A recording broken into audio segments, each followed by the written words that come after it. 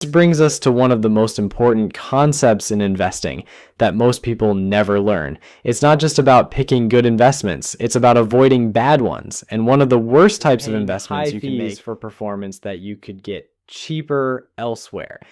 When you invest in an actively managed fund, you're typically paying expense ratios of 1 to 2%. That might not sound like much, but let me put it in perspective that will make you question every financial decision you've ever made. If you invest $10,000 in a fund with a 2% expense ratio, you're paying $200. If that same money grows to $100,000 over time, you're now paying $2,000 annually.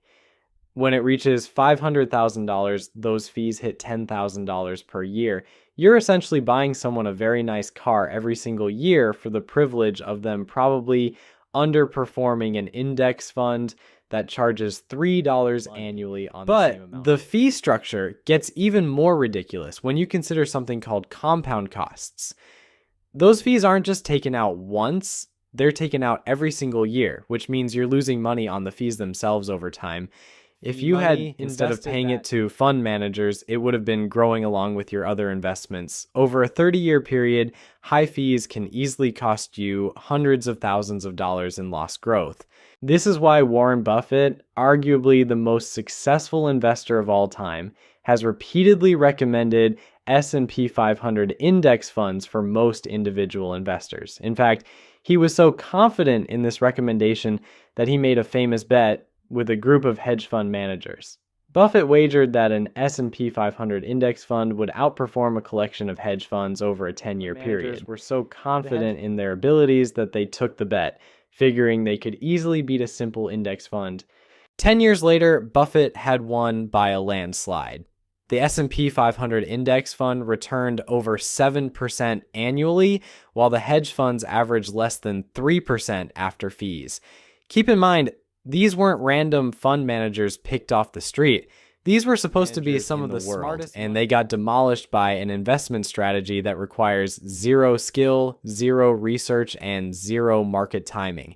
The beauty of S&P 500 index fund investing is that it removes the human element that often leads to poor investment decisions. You don't have to worry about a fund manager getting overconfident and making risky bets with your money. You don't have to concern yourself with style drift, where a fund gradually changes its investment approach without telling you.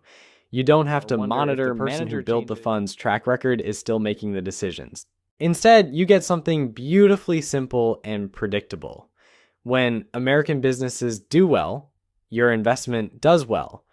When they struggle, your investment struggles. But over long periods of time, American businesses have shown a remarkable ability to adapt, innovate, and grow, which has translated into consistent returns for S&P 500 investors. Let's talk about what these returns actually look like in real numbers, because this is where the S&P 500 goes from being an interesting investment concept to being a legitimate wealth-building machine. Over the past 90 years, the S&P 500 has averaged annual returns of approximately 10%. Some years it's up 30%, other years it's down 20%, but the long-term average has been remarkably consistent. Might not sound life-changing until you see what compound growth can do over time. If you invested $1,000 per month in an S&P 500 index fund starting at age 25, by the time you reached 65, you would have contributed $480,000 of your own money, but your account balance would show approximately $2.6 million, assuming return to account for inflation. That extra $2.1 million didn't come from working harder or getting lucky. It came from owning tiny pieces of American businesses and letting compound decades. But here's what makes this even more powerful when you think about your actual retirement timeline. Most people start seriously investing in their 30s, which means they have roughly 35 years until retirement. During that time frame, you're not just earning returns on your initial investment. You're earning returns on your returns, which then earn creating returns on those, creating this beautiful mathematical snowball effect that would make even the most jaded accountant shed a tear of joy. Let's say you're 30 years old and decide to max out your Roth IRA contribution of $7,000 to $8,000 annually by investing in an S&P 500 index fund. Assuming that same historical 10% average return by age 65, you would have contributed roughly $227,000 of your own money, but your account balance would show approximately $1.4 million. That's over $1 million in growth that came from simply owning pieces of American businesses and having the patience to let time work in your favor. Now, some of you might be thinking that 10% sounds too optimistic, especially if you've lived through market crashes or economic downturns, and you're right to be skeptical because the stock market doesn't hand out 10% returns like a friendly neighborhood ice cream truck playing the same tune every day. Some years, the market drops 20 or 30%, and when that happens, watching your retirement account balance can feel like watching your favorite sports team blow a 20-point lead in the final quarter. But here's something fascinating about market volatility that most people don't understand until they've been investing for a while. I guess those scary market downturns actually work in your favor when you're consistently investing over long periods. It's counterintuitive, but bear markets are like Black Friday sales for long-term investors. Like when stock prices drop, your regular contributions buy more shares for the same amount of money. Then when the market recovers, and it has recovered from every single downturn in American history, those extra shares you picked up during the scary times become incredibly valuable. Think of it like this. If you're buying groceries every week and suddenly everything goes on sale for 50% off, you're not upset about the sale. You're excited because your grocery budget just became twice as powerful. The same principle applies to investing in index funds during market downturns. Your monthly contributions suddenly buy twice as many shares, and when prices return to normal levels, you own significantly more pieces of those companies than you would have if prices had stayed stable. This is why successful long-term investors actually get excited about market crashes rather than panicking about them.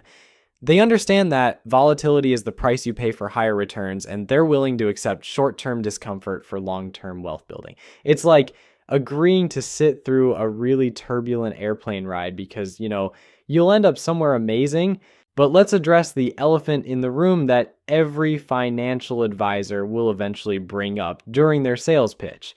They'll tell you that while the S&P 500 is fine for beginners, serious investors need more sophisticated strategies. They'll throw around terms like tactical asset allocation, alternative investments, and market timing strategies. They'll show you charts demonstrating how their actively managed funds have outperformed the index over certain cherry-picked time periods.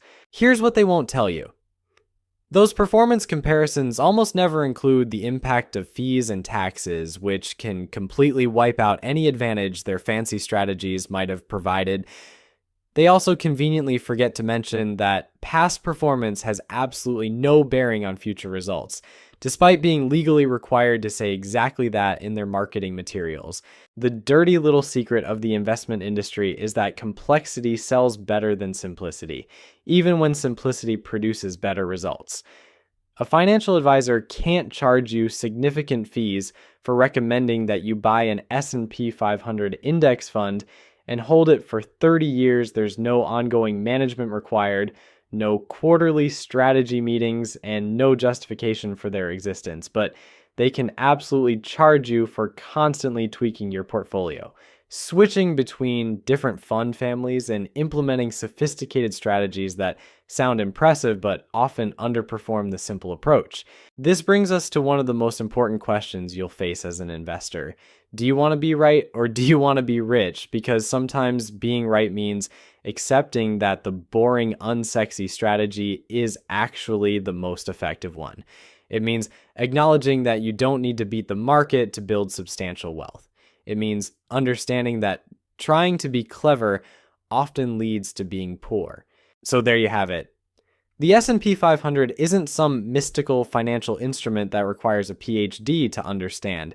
It's simply a way to own pieces of America's most successful companies without having to research each one individually or pay someone in an expensive suit to pretend they can predict the future. Whether you choose the basic S&P 500 index fund or opt for something with a bit more growth potential is entirely up to your risk tolerance and timeline. Just remember, the best investment strategy is the one you'll actually stick with for decades, not the one that sounds the most impressive at dinner parties.